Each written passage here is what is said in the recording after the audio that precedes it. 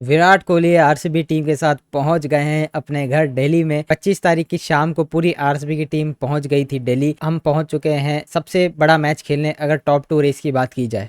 RCB से ऊपर अभी पॉइंट्स टेबल पे दिल्ली और गुजरात आप देख पा रहे होंगे। गुजरात की टीम जहां अपनी तरफ बहुत बढ़िया परफॉर्मेंस कर रही है, वहीं दिल्ली के पिछले कुछ मैचेस उतने कंफर्टेबल नहीं दिखे हैं। राजस्थान को हराने के बाद आरसीबी के पास ये अच्छा मौका है कि जब हमने अपने होम लॉसेस की जो स्ट्रीक तोड़ी है, उसके बाद में हम जो अपने अवे मैचेस की स्ट्रीक है उसमें कंटिन्यू करें। अक्षर पटेल की दिल्ली कैपिटल्स काफ़ी सॉलिड टीम साबित हो सकती है। इस वीडियो में हम डिस्कस करने वाले हैं कि किस तरीके से आरसीबी टॉप 2 के लिए क्वालिफाई कर सकता है।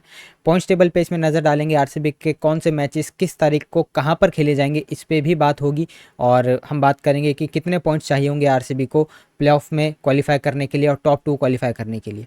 अगर सिर्फ और सिर्फ प्लेऑफ क्वालिफाई करने की बात करें तो हिस्टोरिकल डेटा यही कहता है कि 14 मैचेस का आईपीएल जब जब हुआ है तो 16 पॉइंट्स बहुत होते हैं किसी भी टीम के लिए प्लेऑफ में क्वालिफाई करने के लिए। एक दो इंस्टेंसेस हुए भी जिसमें 16 पॉइंट्स करके भी टीम प्लेऑफ के लिए क्वालिफाई करा नहीं हो, बट वो बहुत रेयर केस होता है। इस साल जिस तरीके से टूर्नामेंट चल रहा है 16 पॉइंट पे आप क्वालिफाई कर जाएंगे। ऑलरेडी आरसीबी के 9 मैच में 12 पॉइंट है, थर्ड नंबर पे काबिज है। तो यानी कि बचे हुए 5 मैचेस में आरसीबी को सिर्फ अपने 2 मैचेस और जीतने और 16 पॉइंट हो जाएंगे। ये बात हुई प्लेऑफ यानी कि टॉप 4 में पहुंचने की। अगर आपको टॉप 2 टारगेट करना है तो टॉप 2 के लिए आपको चाहिए होंगे 18 पॉइंट्स। 18 पॉइंट्स के लिए आपको अपने बचे हुए 5 मैचेस में से कम 3 मैचेस और जीतने पड़ेंगे। अगर आप 4 जीत जाते हैं 20 पॉइंट के साथ, हो सकता है आप टेबल टॉप भी कर जाएं, लेकिन हम आईपीएल में अक्सर देखते हैं 1 और 2 इतना कोई डिफरेंस होता नहीं है, क्योंकि दोनों क्वालिफायर 1 खेलते हैं और उसमें से जो जीतेगा वो फाइनल और जो हारेगा वो क्वालिफायर 2 खेलेगा एलिमिनेटर से जीती हुई टीम के साथ में। तो अगर आरसीबी को अपने अगले 5 में से 3 मैचेस जीतने तो एक गोल्डन अपॉर्चुनिटी है। क्योंकि दूसरी तरफ अगर आप मुंबई का शेड्यूल देखेंगे फॉर एग्जाम्पल, जो हमारे साथ कम्पीट कर रहे हैं प्ले ऑफ स्पॉट्स के लिए,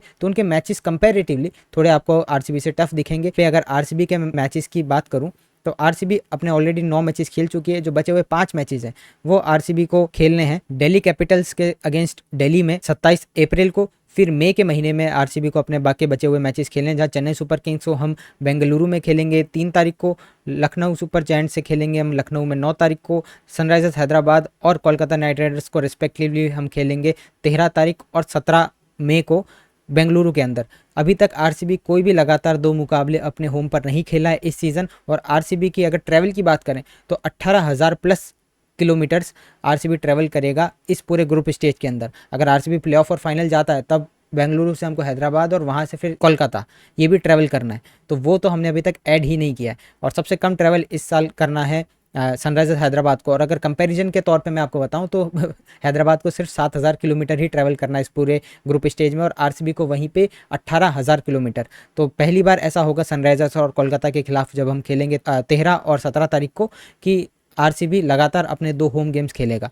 अब डर हमको वो भी नहीं रहा कि चिन्नास्वामी में आरसीबी जीत नहीं रही है, क्योंकि फाइनली अब राजस्थान को एक बढ़िया थ्रिलर में हरा के हमने अपनी होम में जो लूजिंग स्ट्रीक चल रही थी 2025 के अंदर, भली बात करें डब्ल्यूपीएल की या आईपीएल की, उसको हमने फाइनली तोड़ा है। भली सामने राजस्थान की टीम हो जो इस साल उतनी कॉम्पिटिटिव और बैलेंस नहीं नजर आ रही है, लेकिन आरसीबी के पास 2-3 चीज़ें इस मैच से निकालने की। सबसे पहला तो हम बात कर रहे हैं कि चिन्नास्वामी में हम जीते, वही अपने आप में सबसे बड़ा पॉजिटिव है। प्लस हमने बैटिंग को थोड़ा सेंसिबली अप्रोच किया। ऐसा नहीं कि पिछले जो मैचेस चिन्नास्वामी पे हुए थे हमने रैश शॉट खेले थे, बॉलर्स की हम रिस्पेक्ट नहीं कर रहे थे, जो हम देसी भाषा में कहते हैं आउट शॉट खेल के आउट हो रहे थे, लप्पे घुमा के आउट हो रहे थे, वैसे हमने नहीं देखे इस मैच में आउट होते हुए बैट्समैन। आपने देखा कि सिचुएशन के हिसाब से आरसीबी ने अपना बैटिंग ऑर्डर भी चेंज किया, जहां पे 4 नंबर पे आपने टिम डेविड को भेजा। तो ये देख के भी अच्छा लगा कि कप्तान रजत पाटीदार का ये मूव था, या जिसका भी मूव था, कि रजत पाटीदार का यहाँ पे बैटिंग पोजीशन जो उनका फेवरेट नंबर 4 है उसको वहाँ पे सेक्रीफाइस करके टिम डेविड, जो पिछले कुछ मैचेस में काफ़ी अच्छे फॉर्म में दिख रहे हैं, 5 ओवर उनको दिए गए, 15 बॉल पे उन्होंने 23 किए। शायद से उनके हिसाब से कोई बहुत बड़ा ये टोटल नहीं था, लेकिन जॉफ्रा आर्चर का वो फायरी स्पेल भी टिम डेविड ने अच्छी तरीके से पूरा खेला। नहीं तो वहाँ पे अगर वो आउट होते तो हो सकता है कि आरसीबी 205 का जो लास्ट में टोटल बना पाई वो नहीं बना पाती। दिल्ली के खिलाफ जो हमारा मैच है उसमें एक और चीज़ देखने वाली होगी कि दिल्ली हमको चिन्नास्वामी पे हरा के गई थी, और उसके बाद में केएल राहुल ने सेलिब्रेट किया था बैट गाड़ के ज़मीन में, और उन्होंने बोला था कि ये मेरा घर है। अब विराट कोहली के पास में ये मौका है। देखिए, मैं ये नहीं कह रहा विराट कोहली के पास कुछ प्रूव करने के लिए बचा या वो किसी को कुछ दिखाना चाहेंगे। केएल राहुल और विराट कोहली काफ़ी अच्छे दोस्त हैं आपस में, लेकिन वो श्रेयस अय्यर के साथ भी है। श्रेयस अय्यर जब पंजाब के साथ जीते थे बेंगलुरु के अंदर, तब कुछ ना कुछ बात उनके बीच में ज़रूर हुई होगी हंसी मजाक में। तो मैच के बाद आपने देखा विराट कोहली ने किस तरीके से सेलिब्रेट किया था और श्रेयस अय्यर के साथ वहाँ पे बातचीत करी थी। तो वैसे मुझे लगता है कि विराट कोहली कुछ ना कुछ अपने एलिमेंट में ज़रूर नजर आएंगे। संडे की शाम को मैच है दिल्ली के अंदर, अगर आप मैच देखने जा रहे हैं तो all the best to you. और विराट कोहली अपने होम ग्राउंड पे चाहेंगे कि एक बढ़िया अपने पवेलियन के नीचे, विराट कोहली पवेलियन जो अरुण जेटली स्टेडियम में, उसके नीचे जो है बढ़िया एक पारी खेलें। ओवरऑल आरसीबी के पॉजिटिव्स की बात करें तो स्पिन फाइनली हमारी एलिमेंट में आ रही है धीरे धीरे। हम देख रहे हैं सुयश शर्मा, कृणाल पांड्या पंजाब वाले मैच में अच्छा किए थे, विकेट्स भी लिए थे। आप अगर बात करें राजस्थान वाले मैच की तो सुयश ने विकेट भले ही नहीं लिया हो, इकोनॉमिकल रहे, कृणाल ने इंपॉर्टेंट ब्रेक थ्रूज दिलाए। और 2 बार उस मैच में ऐसा लगा, एक 9 ओवर बाद जब 110 पे 2 था राजस्थान, और एक 18 ओवर बाद जब उनको 2 ओवर में सिर्फ 18 रन चाहिए थे, कि यहाँ से आरसीबी शायद नहीं जीत पाएगा। लेकिन ये मैचेस जो आरसीबी यूजुअली हार जाया करती थी, अब उनको हमने जीतना सीखा है, रिजल्ट ग्राइंड आउट करने सीखे हैं। तो ये डिफरेंस हो जाता है कि आप सीजन के लास्ट में 14 पॉइंट पे रह जाते हैं और अभी आप 18 से 20 पॉइंट पे भी जा सकते हैं। आरसीबी को अपने जो मैचेस खेलने हैं उसमें आप दिल्ली और एलएसजी को छोड़ दे तो उनके अलावा जो बाकी टीम्स 3 हैं उनसे शायद आप ये एक्सपेक्ट नहीं कर रहे होंगे कि अभी वो प्लेऑफ के लिए क्वालिफाई कर जाएं।